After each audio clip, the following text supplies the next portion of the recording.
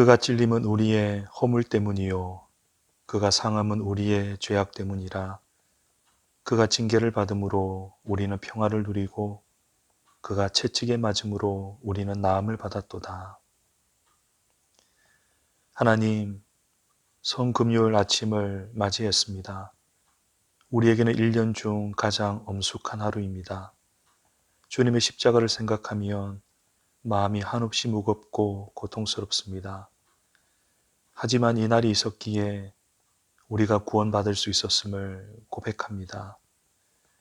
그래서 주님의 고난에 참여하는 한편 구원의 감격에 깊이 잠기는 하루가 되게 하옵소서.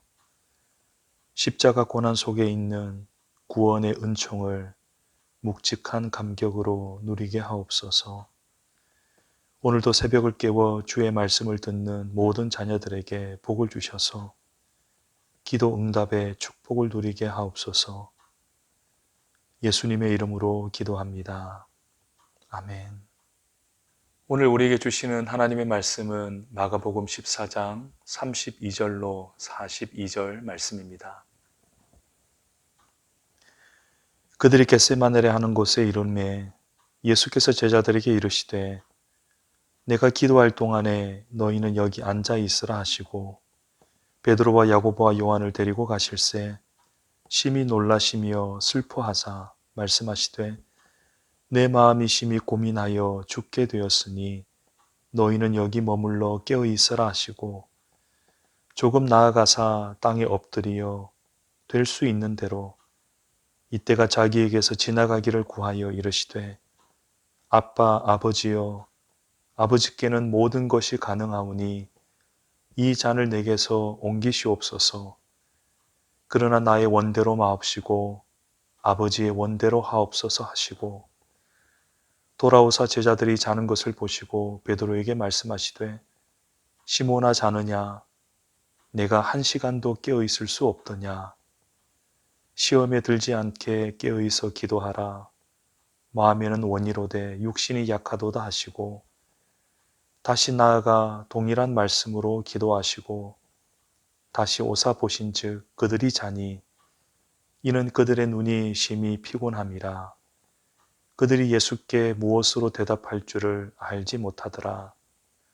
세 번째 오사 그들에게 이르시되 이제는 자고 쉬라. 그만 되었다. 때가 왔도다. 보라 인자가 죄인의 손에 팔리느니라. 일어나라 함께 가자. 보라 나를 파는 자가 가까이 왔느니라. 아멘. 오늘은 고난주간 금요일입니다. 예수님은 목요일 밤 제자들과 마지막 만찬을 나누시고 곧바로 감람산 겟세마네로 가셔서 새벽까지 기도하셨습니다. 겟세마네의 뜻은 기름을 짜는 틀입니다. 겟세마네에는 올리브 나무가 많았는데 거기에서 나오는 올리브 열매로 성소의 등불을 밝히는 기름을 얻었습니다. 겟세마네는 옛날부터 성소에서 사용할 기름을 짜는 장소였습니다. 올리브에서 기름을 짜내기 위해서는 열매를 완전히 으깨어야 합니다.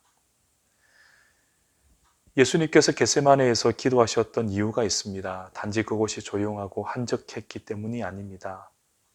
주님은 그곳에서 나의 원대로 마옵시고 아버지의 원대로 하옵소서 이런 기도를 올리셨습니다.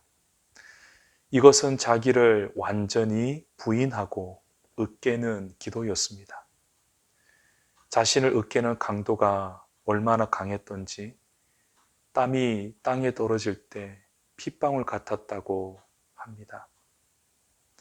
올리브를 완전히 으깨어 짜내지 않으면 성소의 기름으로 사용될 수 없었듯이 주님은 세상을 밝히는 등불이 되시기 위해서 자신을 완전히 으깨지 않으면 안 되셨던 것입니다.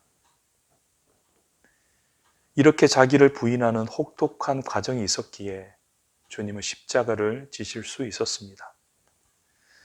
우리가 오해하는 것이 있는데 예수님은 하나님의 아들이셨기 때문에 어렵지 않게 십자가를 지셨을 것이라고 생각합니다. 하지만 그렇지 않습니다. 예수님의 기도를 보면 할 수만 있다면 그 잔을 피하고 싶어 하셨습니다.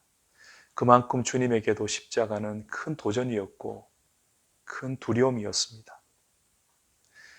우리는 주님께서 하나님의 뜻을 따르기 위해 얼마나 치열하게 자신을 부서뜨리고 으깨고 부인하셨는지를 알아야 합니다.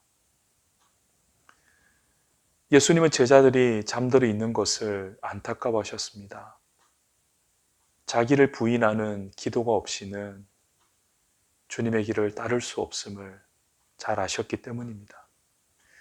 베드로는 절대 주를 부인하지 않겠다고 장담했지만 자기를 으깨는 기도가 없었기 때문에 그 약속을 지키지 못했습니다. 우리도 제자들과 비슷합니다. 자기 부인이 결여된 헌신이 너무 많습니다. 쉽게 다짐하고선 지키지 못하는 약속이 너무 많습니다.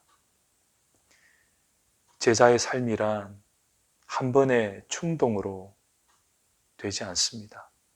내가 치러야 할 대가가 어느 정도인지를 정확히 알고 그것을 감당하기 위해 자기를 부인하는 과정을 반드시 거쳐야 합니다. 우리에게도 겟세마네의 기도가 있기를 바랍니다. 그래야 주님이 가셨던 그 길을 따라갈 수 있게 될 것입니다. 오늘 주님은 십자가에 달리셨습니다. 오전 9시부터 오후 3시경까지 십자가에 달려 계셨습니다. 주님은 가시관을 쓰셨고 양손과 발에 못이 박히셨습니다. 그 고통은 이루 상상할 수 없을 정도입니다. 그러나 주님이 받으신 고통 중에 가장 큰 고통은 버림받음의 고통이었습니다. 고독사라는 말이 있죠. 고독하게 맞이하는 죽음을 가리킵니다. 독거노인이나 노숙자에게서 고독사를 많이 봅니다. 마지막 가는 모습을 지켜보는 이가 없고 마지막 말을 들어줄 사람이 없다는 것은 정말 가슴 아픈 일입니다. 그런데 가장 비참한 고독사를 경험하신 분이 바로 예수님이셨습니다. 예수님은 마지막까지 혼자이셨고 철저하게 버림받으셨습니다. 우선 주님은 사람들에게 버림받으셨습니다. 사람들은 예수님을 십자가에 못 박은 것도 모자라서 말로 모멸감을 주었습니다. 네가 하나님의 아들이라든 고작 이거냐? 내려와서 너 자신을 구원해봐라. 그리고 주님은 제자들에게 버림받으셨습니다. 제자들은 3년이나 주님과 동거동락했지만 마지막 순간에 예수님을 버렸습니다. 끝으로 주님은 하나님에게서 버림을 받으셨습니다. 예수님의 외침을 들어보십시오. 나의 하나님, 나의 하나님, 어찌 저를 버리십니까? 극심한 고통 가운데 있었지만 하나님은 끝까지 침묵하셨습니다. 하나님께 버림받은 고통이 가장 크고 아팠습니다. 십자가에 달려 있는 그 순간 예수님을 아무도 불쌍히 여기지 않았습니다. 주님은 인류 역사상 가장 처절한 고독사를 경험하셨던 것입니다. 왜 예수님은 이렇게 버림받아야 했을까요? 바로 우리 때문입니다. 우리가 마셔야 할 진노의 잔을 주님이 대신 마시셨습니다. 죄는 반드시 심판을 받아야 합니다. 죄는 죽음으로만 해결될 수 있습니다. 그런데 우리는 그것을 감당할 수가 없습니다. 그래서 예수님이 우리를 대신해 십자가에 달리셨고 그 사실을 믿을 때 죄를 용서받고 하나님의 자녀가 될 수 있는 것이죠. 루터는 십자가를 묵상하다가 Divine Exchange, 거룩한 교환이라는 말을 생각해내었습니다.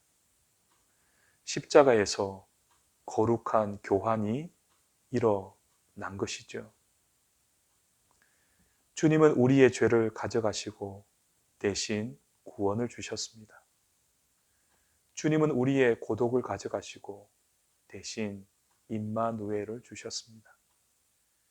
주님은 우리의 과거의 상처를 가져가시고 미래의 소망을 주셨습니다.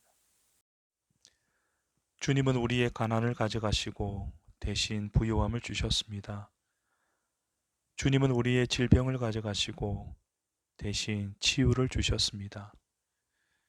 주님은 우리의 죽음을 가져가시고 대신 부활을 주셨습니다. 이 모든 일이 십자가에서 일어났습니다. 그래서 우리는 십자가를 볼 때마다 이렇게 고백할 수 있습니다. 주님이 버림받으셨기 때문에 나는 절대 버림받지 않을 것입니다. 주님이 심판받으셨기 때문에 나는 결코 심판을 받지 않을 것입니다. 십자가를 볼 때마다 이런 믿음의 확신이 있기를 간절히 바랍니다. 오늘도 주신 말씀을 기억하며 믿음으로 승리하는 귀한 하루가 되기를 주님의 이름으로 축원드립니다. 기도하겠습니다. 나를 위해 한 시간도 깨어 있을 수 없더냐 하신 주님의 말씀이 저희의 가슴을 찌릅니다. 마음은 원이로되 육신이 약하여 자주 넘어지는 저희를 불쌍히 여겨 주옵소서. 주님의 겟세마네 기도를 저희도 담게 하옵소서. 그래서 날마다 자기를 부인하며 나에게 허락된 십자가를 지며 살아가게 하옵소서. 십자가에서 이루신 거룩한 교환을 감사드립니다. 성금요일 오늘 십자가를 잠잠히 바라볼 때 이 은총이 더욱 선명하게 드러나게 하옵소서. 코로나 바이러스로부터 저희의 육체를 지켜주시고 환난 날에 우리를 도우시고 구원하시는 은혜를 더 풍성히 누리는 하루가 되게 하여 주옵소서. 감사드리며 예수님의 이름으로 기도합니다. 아멘.